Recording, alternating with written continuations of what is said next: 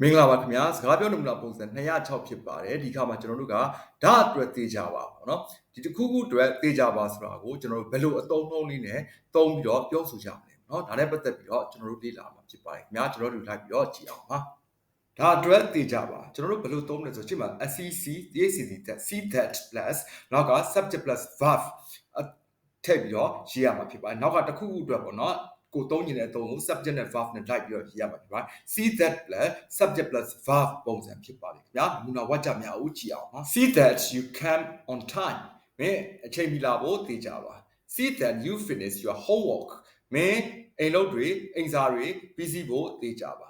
see that you drink enough water မင်းရေအလုံးလောက်တောက်ဖို့သိကြပါဟုတ်ပြီเนาะကျွန်တော်ဆက်ပြီးတော့ကြည့်အောင်ပါ see that you speak politely to others တခြားသူတွေကိုစကားကိုယဉ်ကျေးကျေးပြောဖို့သိကြပါ see that you wear your uniform tomorrow နောက်ပြန်မင်းရဲ့ uniform ကိုဝတ်ဖို့သိကြပါ see that you lock the door before you sleep မအိတ်ခင်မှာတကားကို lock ချဖို့တကားကိုပိတ်ဖို့တကားကို lock ချဖို့သိကြပါဟုတ်ပြီเนาะကျွန်တော်ဆက်ပြီးတော့ကြည့်အောင်ပါ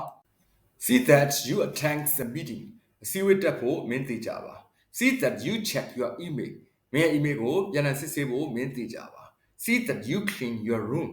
မင်းအခန်းကိုတန့်ရှင်းလုပ်ဖို့မင်းသိကြပါ see that you help your little brothers မင်းကြီးလေးကိုကူညီဖို့မင်းသိကြပါဟုတ်ပြီเนาะဒါကတော့ကျွန်တော်တို့ကဒါတစ်ခုခုလုပ်ဖို့သိကြပါဘောเนาะအဲ့အသုံးကိုကျွန်တော်ရှေ့မှာ see that ခံတယ်နောက်ကကိုသုံးနေတဲ့အသုံးကို subject plus verb လိုက်ပြီးတော့ရေးသားထားခြင်းဖြစ်ပါတယ်ခင်ဗျာအမတန်မှလည်းလွယ်ကူပါတယ်အဲအကြောင်းအားလုံးနားလည်နိုင်မယ်လို့ထင်ပါတယ်နမူနာဝါကျများကိုဖတ်ပြီးတော့အစားထိုးပြောဆိုသုံးစွဲကြည့်ပါအားလုံးကိုကျေးဇူးတင်ပါတယ်